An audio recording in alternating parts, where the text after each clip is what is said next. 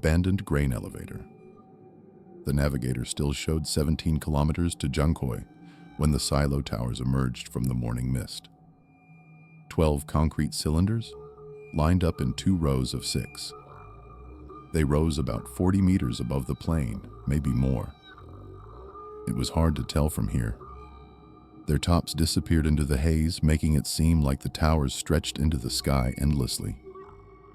Viktor slowed down, peering at the elevator's silhouette. The paperwork listed it as a medium-capacity grain storage facility, but in person, it looked different. Monumental, excessive for a town of 1,500 people. The road sloped downward. The fog thinned, and now Viktor saw the entire complex. The work tower on the left, the administrative building on the right. Transitional galleries connected the silos at different levels. The concrete had grayed with time, overgrown with shrubs in places. On the work tower roof, the skeletons of conveyor mechanisms stuck out, rusty and immobile. 16 years of preservation. Long enough for the building to start decaying, but not enough to disappear. The elevator looked not abandoned, but waiting, as if simply left for a while and forgotten. The town began inconspicuously. First a gas station with broken windows, then a few private houses, then several 5-story Khrushchev-era apartment blocks. Almost no one was on the streets. A December morning, a cold wind from the east. Just a woman at a bus stop with 2 huge bags, and a man walking his dog near a closed store. The elevator was on the northern outskirts, past a railway line. Viktor crossed the tracks at a broken crossing. The barrier hadn't worked for a long time, nor the traffic light, and he turned onto a dirt road leading to the gates. The fence around the territory was only partially intact. Concrete slabs alternated with sections of chain link. There were gaps in places. The gates, however, were in place. Metal doors with peeling blue paint, and an inscription, Junkoy Elevator. No entry for unauthorized personnel. A man stood at the gate. Viktor stopped the car about 10 meters away, turned off the engine. The man didn't move, just stood there, hands in the pockets of a dark jacket, watching the approaching car.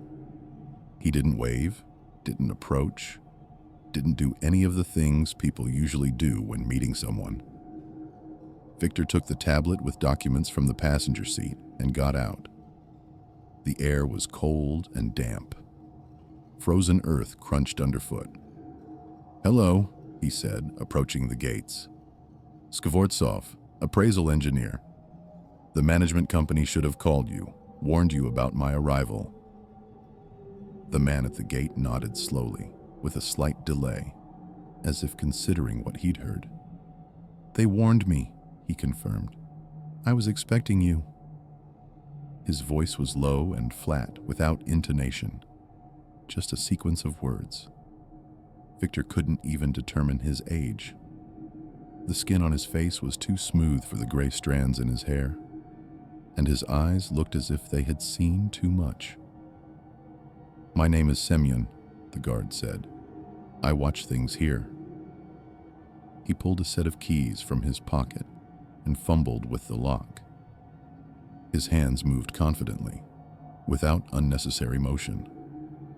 Viktor noticed the guard wasn't even looking at what he was doing. He kept his gaze on Viktor, while his fingers worked the lock on their own. Then Viktor suddenly noticed the guard's breath didn't steam.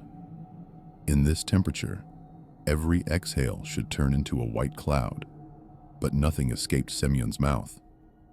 Viktor blinked, deciding the wind must have dispersed the steam before it became visible. "How long have you worked here?" Viktor asked, just to fill the pause. "A long time," Semyon replied. The lock clicked. The guard pushed the gate door, and it gave way with a creak. "Go in alone. I'll stay here. My place is outside." "And why not inside?" Viktor asked mechanically. Semyon was silent for a few seconds that felt longer than they were. Then he smiled a wide smile, revealing a neat row of white teeth. But the rest of his face seemed not to have received the command to change. The skin around his eyes remained smooth, the eyes themselves motionless. Inside is your work. Outside is mine. That's how it's done here. Viktor nodded, though the explanation seemed strange. Guards usually patrol the territory, check the premises, and most often sit in some booth. What's the point of guarding only the gates? How much time do you need? Semyon asked. 5, 6 hours. Maybe less if I'm lucky. Good, I'll be here. The guard stepped aside, letting Viktor onto the territory. Viktor walked past, automatically noting that Semyon stood completely still, not shifting his weight, not adjusting his jacket, not hunching his shoulders from the cold. Just stood like a post. After a few steps, Viktor looked back. The guard was watching him, not moving or blinking, just standing and watching.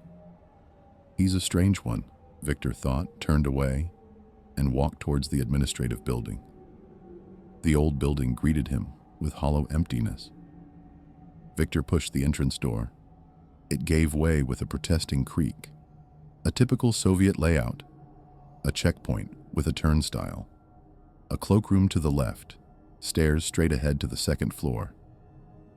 Our achievements board hung on the wall with faded photos and framed certificates. Next to it, a duty roster for February 2009. The last entries were made by hand with a regular ballpoint pen. Viktor took out his flashlight and checked the battery. The light inside was dim. A December morning, overcast sky. Windows barred and smeared with dirt. The flashlight provided a narrow cone of light, enough to work. He unfolded the building schematic, a copy from the 1976 Technical Archive. The work began routinely. Basement archives smelling of paper dust and mice, a boiler room partially stripped of non-ferrous metal, fresh cigarette butts on the floor. Locals came here despite the fence and the guard. First floor, offices, a safe with a door hanging on one hinge. Second floor, a canteen with a collapsed ceiling, a large clock on the wall reading 1447. Third floor, technical rooms, standard damage from time and neglect. Now for the main part, the work tower and the silos. The transition door on the first floor was locked. A key from the management company worked. Behind it was the receiving area of the work tower, a huge space filled with conveyors, separators, and elevators, all under a thick layer of dust and cobwebs. Echoes distorted his steps. He found the metal grate staircase and climbed. Second level, sorting equipment. On a wall near a machine, he found marks. Vertical lines grouped in fives like calendar ticks.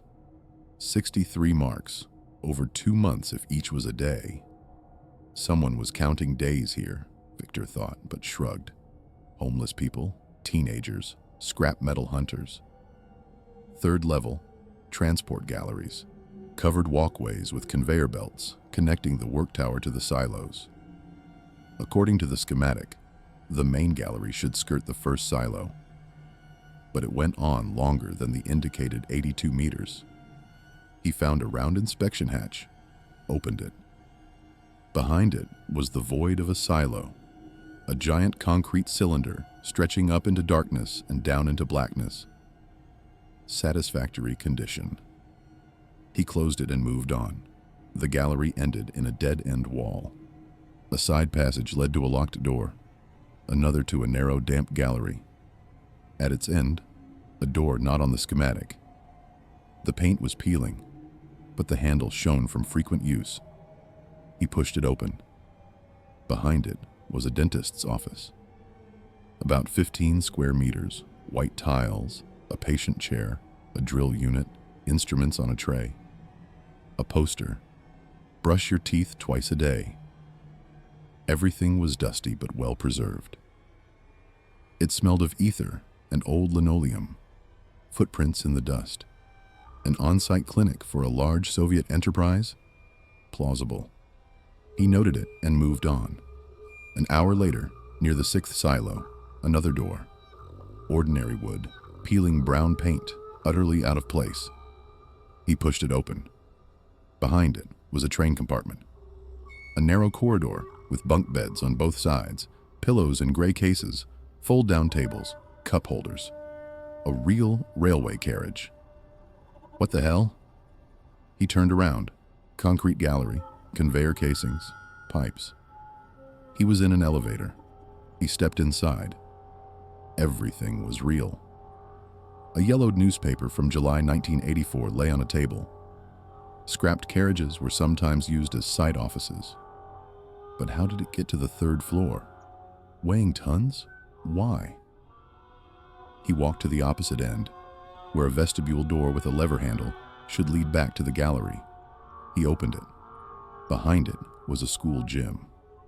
No, a large room with a wooden basketball court, wall bars, a rope under the ceiling. It smelled of varnish and old sweat. He turned. Behind him was not the carriage door, but a regular wooden door labeled gym.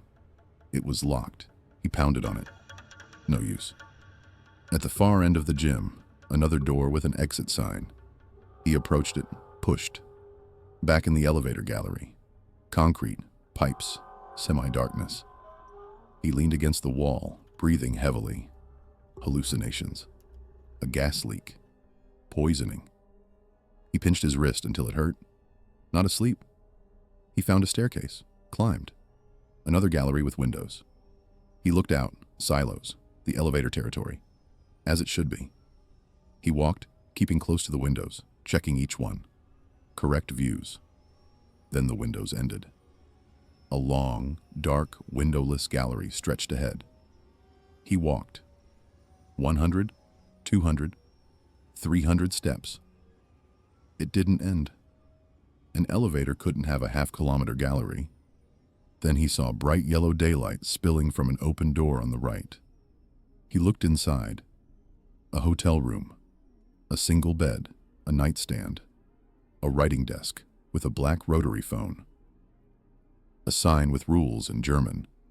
And outside the window, the sea. Blue water to the horizon. White-capped waves, seagulls crying. Sunlight glittered on the surface.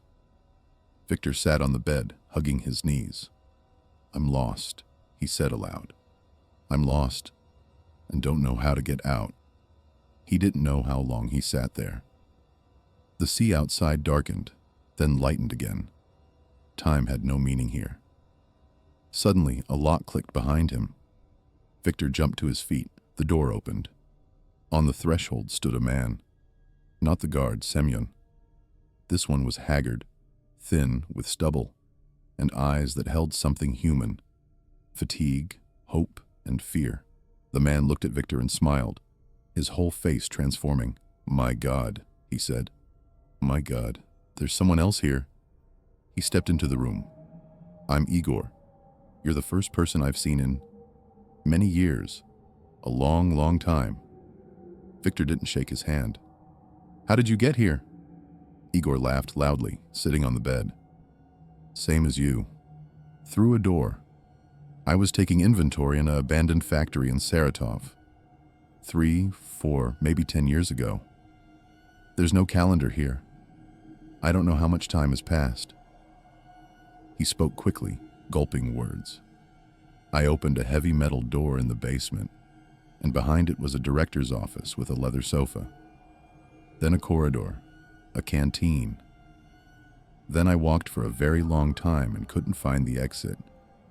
"There is no exit," Viktor said. There is. Igor leaned forward. "I'm not entirely sure, but there's one place. A door that seems to lead outside." "What is this place?" "This is the gap. Between worlds. Space that formed between dimensions, like a gap between a wall and loosely glued wallpaper. An air bubble. Everything here is real. these rooms and corridors, but they're not connected, scattered across the world. And here, in the gap, they transition into one another. So if you get here, it's very easy to get lost, like you and me. Is this gap safe? Igor frowned. No, not safe. There are inhabitants here. I don't know where they're from, who created them. They don't like light or noise. Have you seen them? No. I saw one. Once. That was enough for me. They left the hotel room together. The corridor outside was different now. Narrow, with a low ceiling. Green patina copper pipes along the walls. Igor walked confidently ahead. He led Viktor through a labyrinth of passages and stairs. Is it far? I don't know exactly. I only recognize some doors. There are no distances here. Igor stopped before a heavy metal door with peeling paint. Behind this one is the exit. To the elevator territory, the real one. I've checked many times. I see the fence, the gates, sometimes other things. But this door appears most often. It's guarded by that thing. The creature? Yes. Igor placed his palm on the doorknob, not pressing. I've passed by many times, thinking how to get through. It didn't chase me, but I didn't dare get close. He looked at Viktor. If we open it and run, we won't make it. It's very fast. If it decides to attack, we're dead. One of us needs to distract it. Viktor understood. Distract and lead it away, so the other can open the door and escape. Exactly. How the second gets out, I don't know. Igor released the knob, squatting against the wall. I have no plan, I admit. I just want to try. Alone I couldn't, but together we have a chance. Viktor looked at the door uncertainly. If there was a chance to escape, even a slim one, he had to take it. The thought of being lost between worlds for decades wasn't in his plans. We'll improvise, he finally said. Let's at least look at your caterpillar. Igor nodded, sighed heavily, stood up, and slowly opened the door. Behind it was an elevator gallery. Concrete walls, conveyor casings, narrow windows under the ceiling. Through the windows, he could see the fence and the gates, the same blue ones with Jankoi elevator. They moved along the wall, pressing against it. The gallery was long, about 100 meters. A heavy steel door was visible in the distance. Igor suddenly froze. He raised his hand. Stop! It was crawling from a side corridor, almost silently. In the semi-darkness, Viktor saw its contours. Black, shiny, countless legs. A flat, segmented body, each segment a meter long. The creature was moving toward the exit door. They pressed into the shadows. The creature stopped, raised the front part of its body. There was no distinct head, just something like long, moving antennae exploring the air. It turned towards them. Don't move, Igor whispered. It doesn't see, it senses movement. The centipede crawled along the wall, its legs clicking softly on the concrete. It passed within an arm's reach. Viktor held his breath. It reached the door, stopped. Its antennae touched the metal, and a quiet grating sound followed. It's afraid of the cold, Igor whispered. That's why it doesn't go outside. Now, Igor said. He stepped out from behind Viktor, grabbed a piece of pipe from the floor, and hurled it sideways. The metal clanged loudly against the floor. The creature jumped, turned towards the sound, and quickly scurried towards it. Run! Igor shouted. Viktor ran. His legs found unexpected strength as he sprinted down the corridor towards the door. Behind him, he heard the clicking of countless legs. The creature was fast. Viktor reached the door, but Igor lagged behind. Open it! Igor yelled. Viktor yanked the handle. The door gave way easily. too easily for such a heavy construction. Behind it was a gray December day, concrete silo cylinders, a fence in the distance. Viktor jumped outside and turned around. Behind him was a solid concrete wall. No door, no centipede, no Igor. He was on the elevator territory. The air was cold and damp. December after all. He looked around. Everything as it was. Concrete silos, the administrative building, the gates with peeling blue paint. Semyon stood at the gates. He looked at Viktor without surprise or question. Just looked, the way one looks at a boring TV commercial seen 1,000 times. "You're back," the guard said. His voice was the same as in the morning, flat, without intonation. "Faster than I thought." His breath didn't steam. Viktor had noticed it in the morning, but hadn't paid attention. Now he did.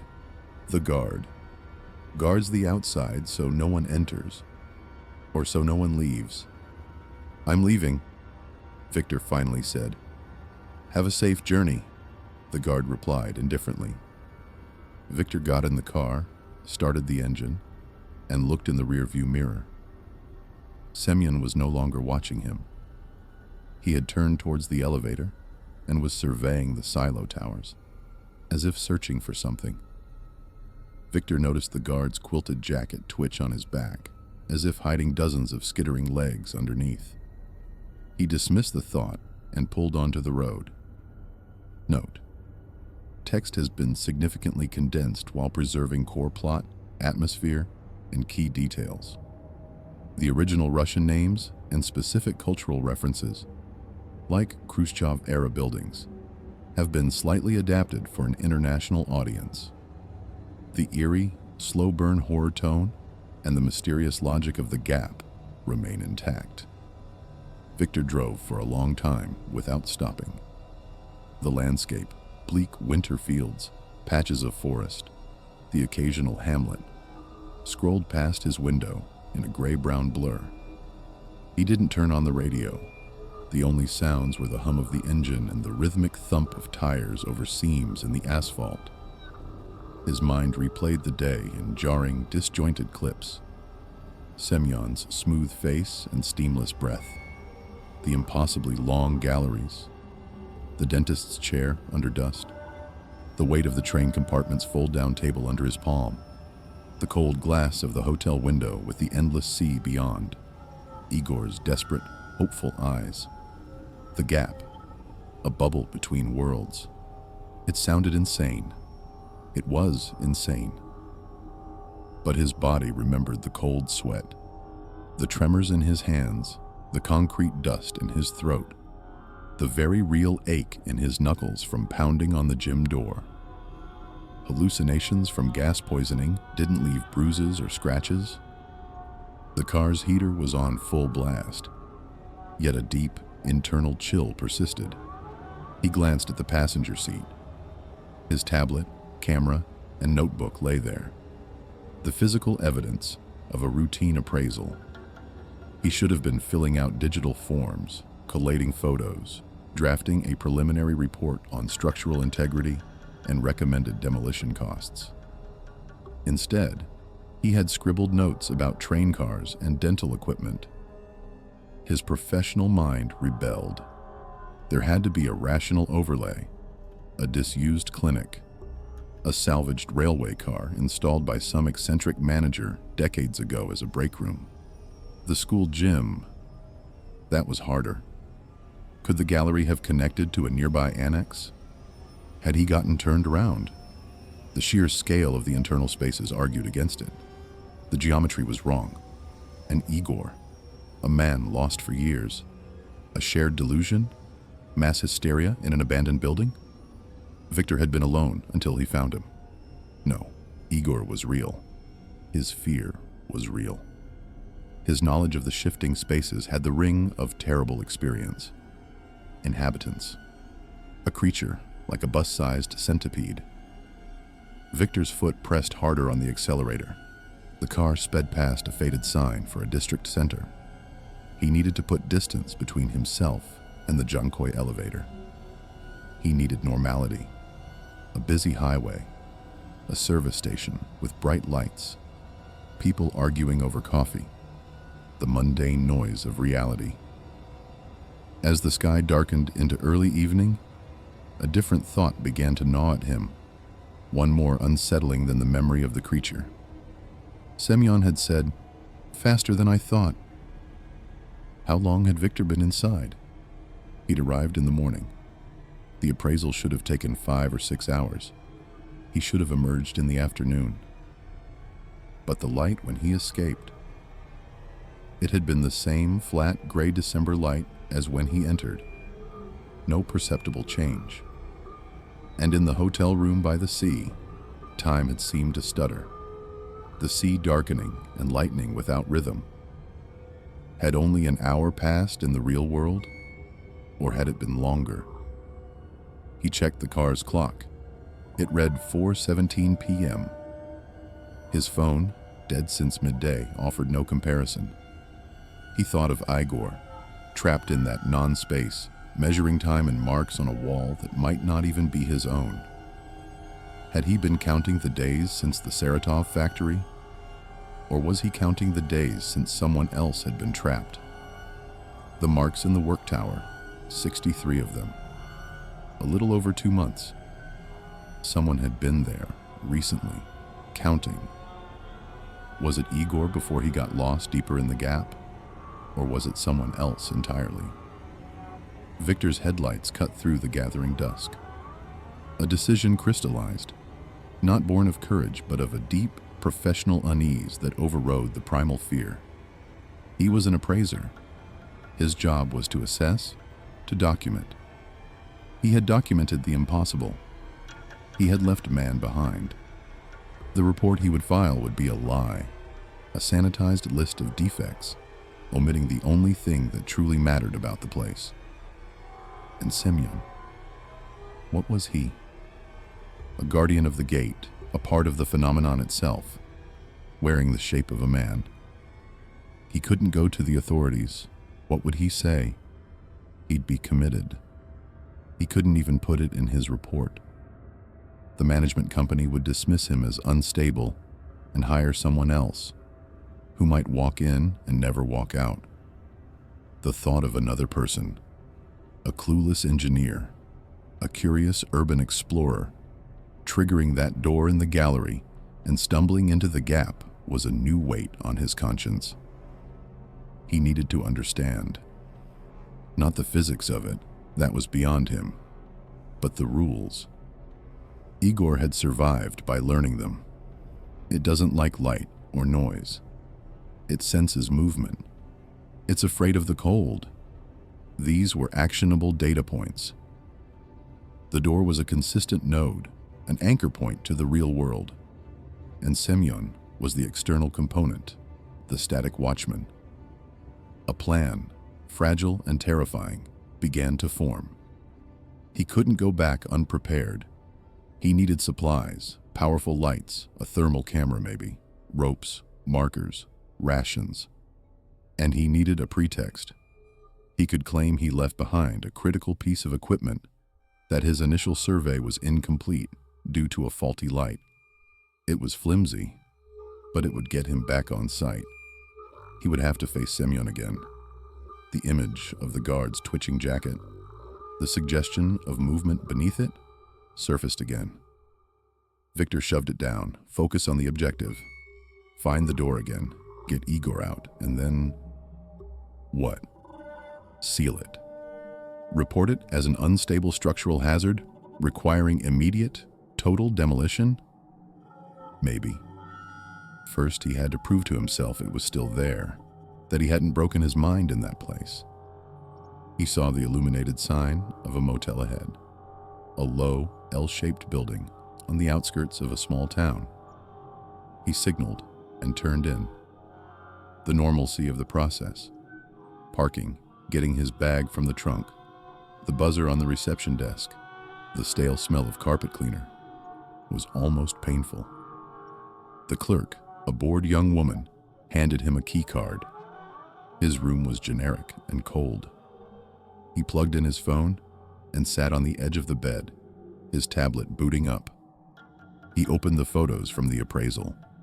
There were the cracked basement walls, the rusted boilers, the canteen clock forever at 14:47. He scrolled faster. The silo interior, a black pit with a pinprick of light above, the dentist's chair. He paused. He had taken that photo. The evidence was in the metadata. He zoomed in. On the instrument tray, next to the probe, lay a single, modern plastic cap from a disposable water bottle. It hadn't been there in the 1980s. Someone had been in that room, in that frozen moment, after it had been disconnected from its original time and place. Recently, he closed the tablet. His reflection in the dark window showed a pale, strained face. He was not going to sleep tonight. He made a list on motel stationery. High-lumen handheld searchlights, multiple. Combat the darkness, potentially deter inhabitants. Headlamps, hands-free. Glow sticks, chemical lights, to mark paths. Chalk, spray paint, for non-permanent marking. Climbing rope, carabiners, for securing doors open. For descent, water, high-energy rations. First aid kit. A weapon? He dismissed it. A pipe hadn't helped Igor. A weapon implied a fight, and he didn't plan to fight anything in there. Escape was the goal. Thermal camera. To see heat signatures in the dark. An expensive rental.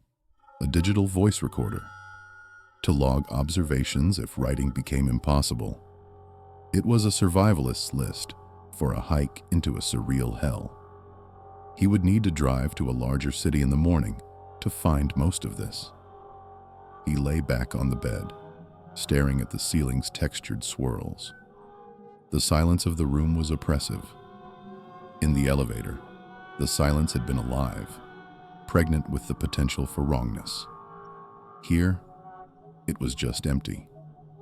He found himself missing Igor's frantic human voice.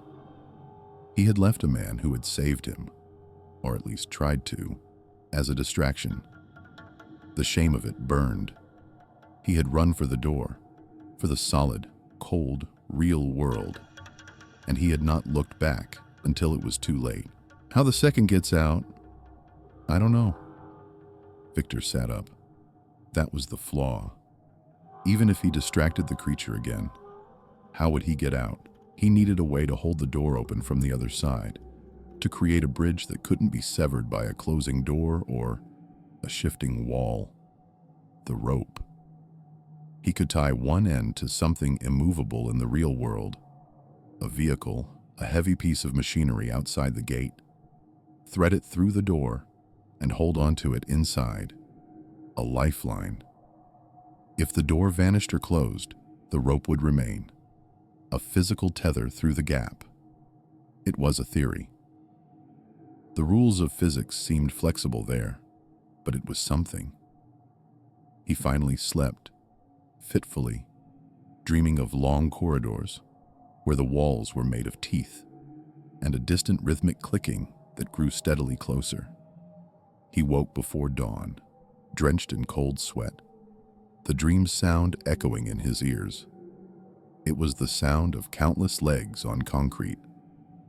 The morning was overcast again. He checked out, paid in cash. His first stop was a large hardware store in the regional center, spending more money than he ever had on a job. The clerk raised an eyebrow at the assortment of lights, rope, and industrial chalk. Viktor muttered something about inspecting mine shafts. By midday, he was packed and ready. The pretext was weak, but it would have to do. He drove back towards Junkoy, the dread in his stomach a solid, heavy knot. This time, the landscape felt actively hostile. Every leafless tree seemed like a sentinel, every derelict barn a potential portal. He saw the silo towers from farther away this time, their forms stark against the gray sky. They didn't emerge from mist. They waited. He slowed the car, his hands tight on the wheel. He had to approach this as a professional. A follow-up site visit. Nothing more. The broken crossing, the dirt road, the blue gates. And there, standing in the exact same spot, was Semyon. He wasn't looking at the approaching car. He was looking up at the work tower, his head tilted, as if listening. Viktor stopped the car in the same place, killed the engine. The silence was immense. He took a steadying breath, grabbed his new, heavier backpack, and got out. Semyon's head turned slowly, smoothly, like a camera panning. His eyes found Viktor. There was no recognition, no surprise, no question. Just that flat, absorbing gaze. "You returned," Semyon stated. The words were identical. "I left a piece of equipment. A laser measurer. Very expensive. I need to check the work tower again." Viktor's voice sounded hollow. Semyon continued to look at him. The pause stretched. Viktor fought the urge to look at the man's jacket, to search for anomalous movement. "The gates are open," Semyon said finally, not moving to unlock anything. The gates were slightly ajar, just as Viktor had left them yesterday. Or was it today? Time felt slippery. "Right. Thank you." Viktor moved past him, through the gap. The air inside the perimeter was still, cold, and smelled of damp concrete and frost. "Don't be long," Semyon's voice came from behind him. "It gets dark early." Viktor didn't turn. He walked towards the administrative building, feeling the weight of the guard's gaze on his back. This time, he didn't go inside. He skirted the building, making directly for the side door that led to the work tower. His gloved hand found the key. The lock turned with the same reluctant grind. The door to the production zone was still unlocked. He pushed into the cavernous receiving hall. His powerful flashlight cut a swath through the dusty gloom, brighter and whiter than yesterday's beam. He didn't linger. He moved with purpose towards the far corner, to the metal great staircase. His boots on the steps were the only sound, loud and defiant in the emptiness. He didn't stop on the second level. He climbed straight to the third, to the transport galleries. He orientated himself using his photos and notes. Main gallery, first silo hatch, dead end, side passage to the left. He found the narrower, damper gallery. His light swept over the rusty pipes, and there, at the end, was the unmarked door. The handle still shone. Viktor set his backpack down. He pulled out a can of bright orange spray paint and marked a large X on the wall beside the door, then an arrow pointing back the way he came. He took a deep breath. This was the threshold. Behind this door yesterday had been the dentist's office, but Igor said the spaces shifted. Was it a fixed point? Was this door always here? Or was it here for him again? He tied one end of the climbing rope securely around a thick anchored pipe in the gallery. He paid out a long coil, tying the other end around his waist with a quick-release climbing knot. A lifeline. He shouldered his pack, gripped his light, and pushed the door open. It wasn't the dentist's office. It was a long, quiet library. Tall, dark wood bookshelves stretched into shadows, packed with leather-bound volumes. A green glass lamp glowed on a heavy desk, illuminating motes of dust in the air. It was warm and smelled of old paper and polish. A fire crackled softly in a marble fireplace across the room. It was peaceful, studious, utterly calm. Viktor stood on the threshold, the rope taut behind him. This was wrong. This was a different kind of wrong. The gap wasn't just presenting industrial spaces or Soviet-era rooms. It was creating environments, atmospheres. This was a lure, a comfortable trap. He took a step inside, the rope following him. The floor was polished parquet. His boots were suddenly filthy on it. He could see his orange spray paint mark on the gallery wall through the open doorway, a splash of violent, real-world color against the grim concrete. He had to keep the door open. He grabbed a heavy brass bookend from the desk, a sculpted owl, and wedged it in the door jamb. He moved into the library, his light adding to the lamplight. The shelves were organized, but the titles were in languages he didn't recognize, or were nonsensical strings of letters. One section held nothing but volumes of identical, unlined gray covers. He pulled one out. The pages were blank. A soft sound made him freeze. Not clicking. A shuffle. A page turning? "Hello?" He called out, his voice muffled by the books. No answer. He moved down an aisle between shelves. At the far end of the aisle, seated in a high-backed armchair facing away from him, was a figure. He saw the top of a head, gray hair. The person was very still. "Igor," Viktor whispered, hope flaring. He took a step forward. The rope at his waist pulled snug, reminding him of his tether. He rounded the chair. The figure was Semyon, or something wearing Semyon's face. He sat perfectly erect, a book open on his lap. His eyes were closed. He wasn't breathing. On the open pages of the book were not words, but a shifting, intricate pattern that looked like a schematic of the elevator complex. But wrong. With extra corridors, spiraling depths, and connections leading off the edges of the paper into unseen spaces. Viktor stumbled back,